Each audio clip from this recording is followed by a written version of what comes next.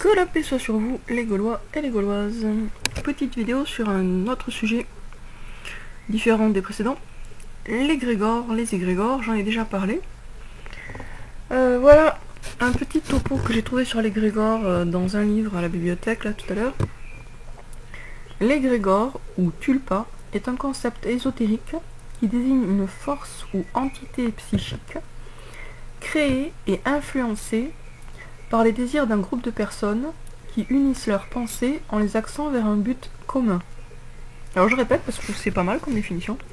L'égrégore ou tulpa est un concept ésotérique qui désigne une force ou entité psychique créée et influencée par les désirs d'un groupe de personnes qui unissent leurs pensées en les axant vers un but commun.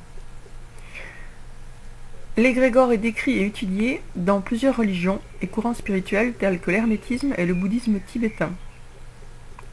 Alors que certains parlent d'égrégore, d'autres préfèrent l'appellation forme-pensée.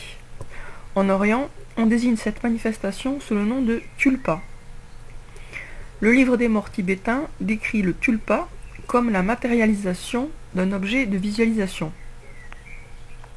Pour les moines du Tibet, un tulpa peut aussi bien être un objet qu'une entité psychique vivante, et dans tous les cas, sa création est très dangereuse. Dans son livre Magic and the Mystery of Tibet, Alexandra David Neil affirme qu'un tulpa capable de se manifester dans le monde matériel tend à s'affranchir de la volonté de son créateur. Certains maîtres tibétains réussissent même à envoyer leur tulpa en mission secrète par-delà le pays. Mais il n'est pas rare que la créature se rebelle et ne revienne jamais, préférant continuer ses pérégrinations et agir selon son propre désir. Comme raconté précédemment, Madame David Neil a elle-même créé un tulpa dont l'apparence était celle d'un moine joyeux et bedonnant. Ce dernier a fini par maigrir et sa bonhomie a cédé la place à une attitude déplaisante et malicieuse.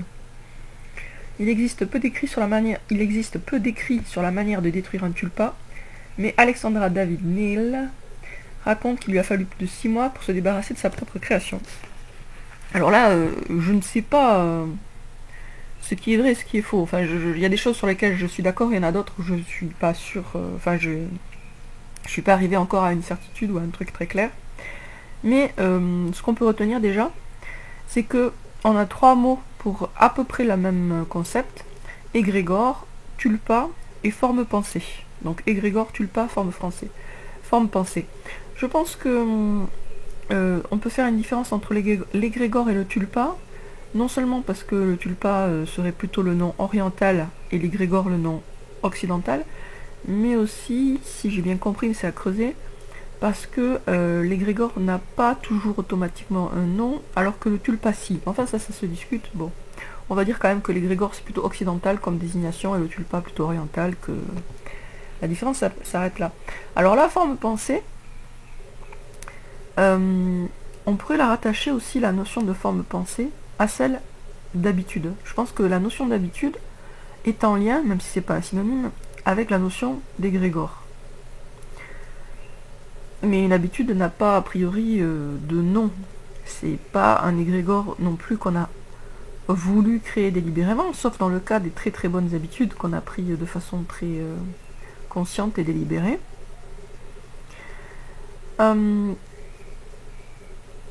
Qu'est-ce qu'il faut retenir de tout ça? Que l'égrégore ou tulpa ou forme pensée est une entité psychique créée par soit un groupe de personnes, comme c'est dit dans cette définition, soit par une seule personne, mais qui va y passer tout le temps nécessaire. Alors là, je viens de lire un petit livre sur comment créer un tulpa, et clairement c'était une affaire individuelle, mais qui prenait beaucoup de temps. Donc une seule personne peut créer un tulpa, d'après le livre que j'ai lu, mais ça prend des mois. Et ce tulpa, c'est comme une créature imaginaire, qu'on va imaginer avec un maximum de détails, et qu'on va essayer de faire vivre dans son imagination jusqu'à ce qu'elle ait une forme d'existence autonome, enfin pseudo-autonome, mais une forme d'existence qui nous paraisse extrêmement réelle. Et donc ça rejoint effectivement totalement la notion d'égrégore, qui quasiment se superpose. Après ça dépend de ce qu'on veut en faire, bien sûr. C'est intéressant et c'est important de comprendre que ça existe et que ça peut exister. Et par exemple un écrivain, un romancier qui crée des personnages C'est une forme d'égrégore. Hein.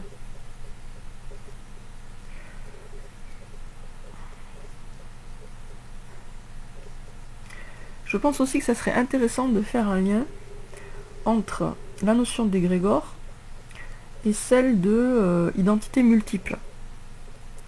Parce que un égrégore, c'est comme un nouvel être. Mais ce nouvel être peut s'incarner, ou pas d'ailleurs, dans la personne qui l'a créé.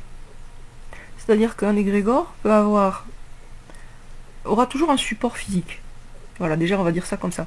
Un égrégore, ou une forme pensée, a toujours une forme de support physique.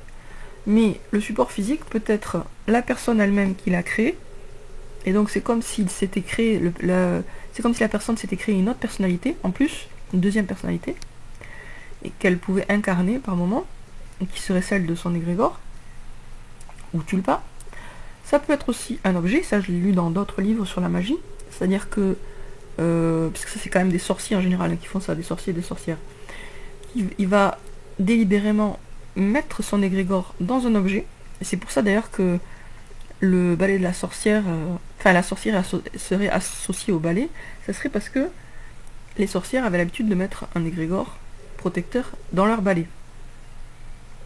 Bon, là je vous dis les choses vaguement parce que j'ai lu, c'est pas un sujet que j'ai encore très approfondi, même si j'ai lu quand même maintenant 4 ou 5 livres sur le sujet, mais c'est pas suffisant pour que j'en parle avec beaucoup de certitude. Je pense que je vais faire un petit livre en fait sur le sujet pour ramasser toutes les informations les plus intéressantes et les plus pertinentes pour des gens qui ne veulent pas créer des égrégores mais qui veulent comprendre comment ça fonctionne et ne pas se retrouver victimisés à leur insu par des égrégores toxiques. Donc je reviens à ce que je disais quoi? Oui, donc l'égrégore il a en général un support physique, ça c'est ça que j'ai. Ça peut être un animal, et il y a des sorciers qui vont faire en sorte que l'égrégore rentre dans le fœtus par exemple d'un chat, ou c'est-à-dire au moment où la chatte est enceinte, ils vont essayer de mettre l'égrégore, j'allais dire foutre, de mettre l'égrégore dans le chaton à naître. Et là aussi, ça serait ce point-là aurait eu pour conséquence que les sorcières sont aussi associées aux chats noirs, parce qu'elles auraient eu l'habitude de mettre leur égrégore dans des chats noirs. Et du coup, le chat se comporte comme un animal protecteur. Donc ça peut être un objet, comme un balai. Ça peut être un animal, comme un chat. Et ça peut être une personne. Alors, si c'est une personne qui n'est pas le créateur de l'égrégore, ça veut dire qu'on essayait le sorcier a essayé de transformer cette personne en esclave, hein, finalement. De lui priver de son libre arbitre et de son destin propre, pour en faire le simple support de ses intentions à lui. Donc ça, c'est très diabolique. Même pour un animal, c'est pas génial, je trouve, mais bon. Moins. Mais pour un être humain, c'est pire que tout, quoi. Et donc dans ce cas-là, le fait qu'on essaie de mettre un égrégore dans un bébé, même, on peut même essayer de le mettre avant même la naissance dans le fœtus, et ben c'est des choses qui se font effectivement chez les satanistes. Et donc, dernier cas, donc on a un objet, par exemple une statuette ou un balai de sorcière, un animal, un chat ou un corbeau, etc. Un autre être humain, mais ça peut être aussi soi-même le support de l'égrégore. Donc là, ou enfin, dernier cas, un support qui n'a pas vraiment égrégore qui n'a pas vraiment de support matériel. Et là, simplement, il aura une forme, mais la forme aura été simplement imaginée, c'est tout. Donc c'est ça en fait les 5 cas.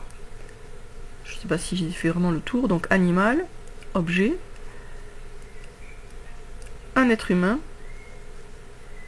pas de support du tout, en tout cas pas imaginé mais pas concret, pas tangible, ou enfin on est soi-même le support de l'égrégore ou de tulpa, et dans ce cas là c'est comme si on se crée une sous-personnalité.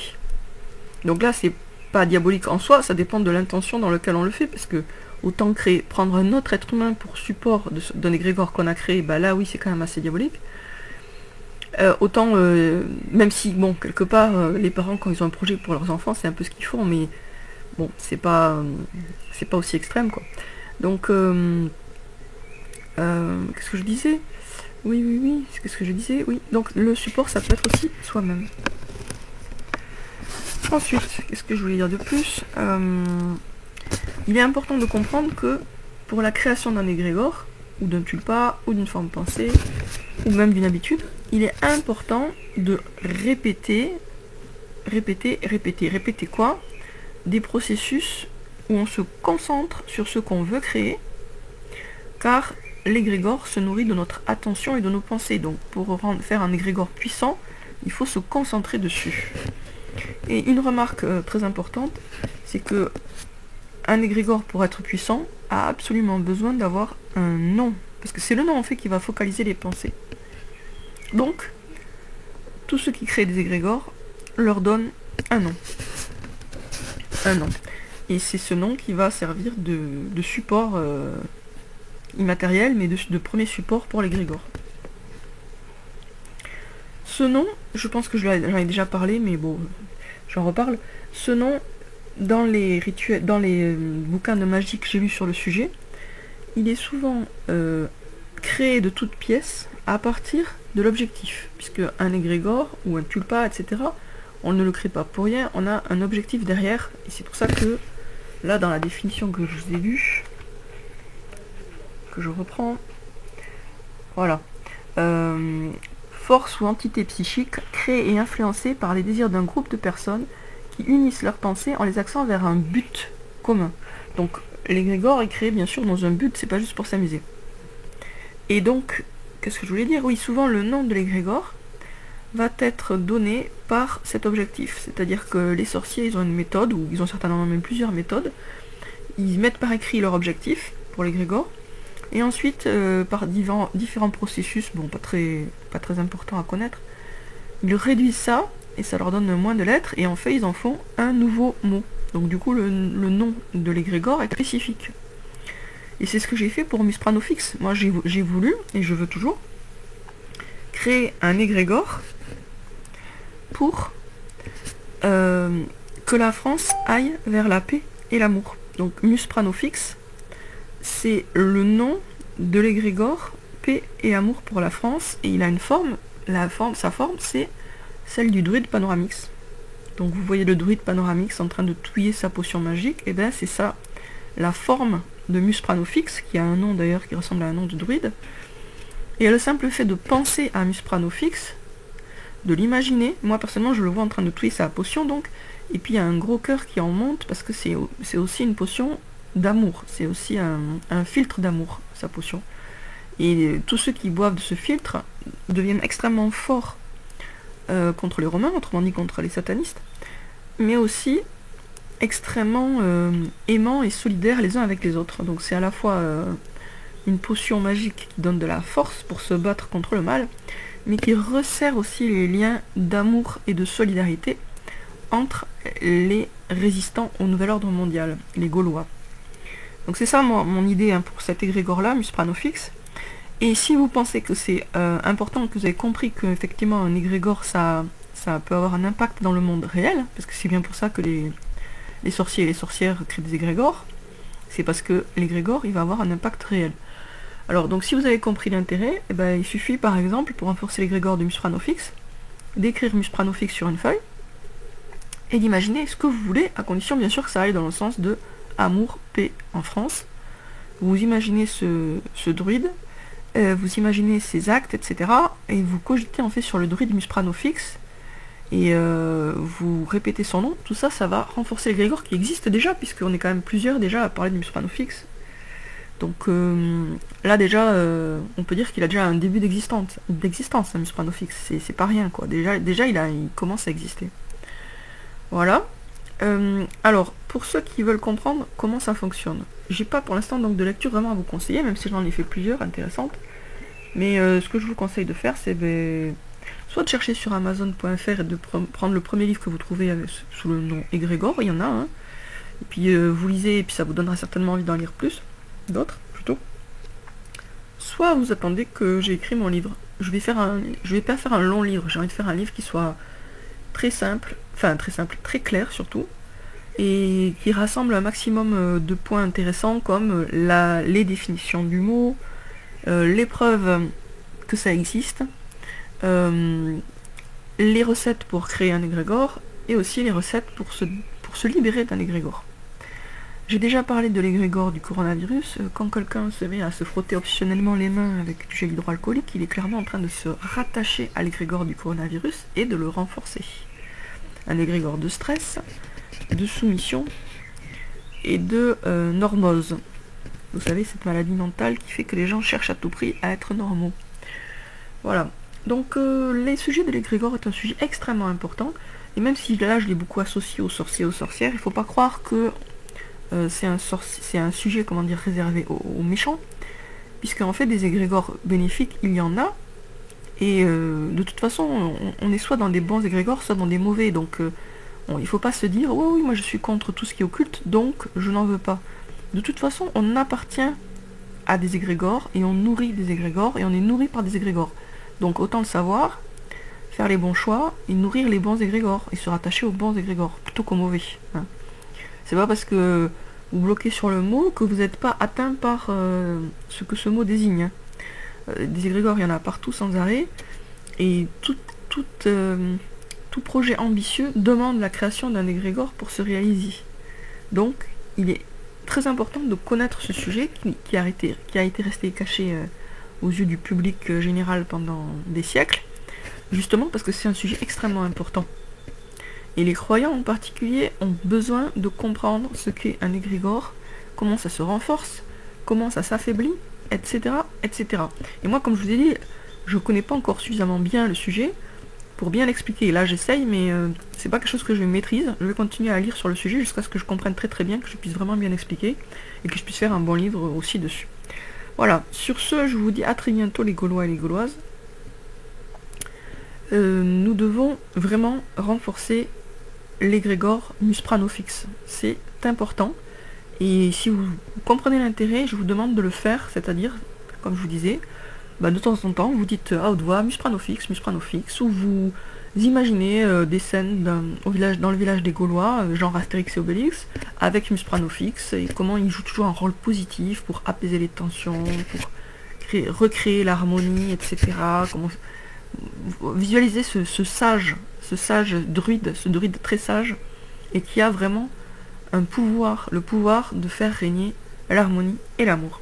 Voilà, sur ce, je vous dis à très bientôt les amis pour une prochaine vidéo.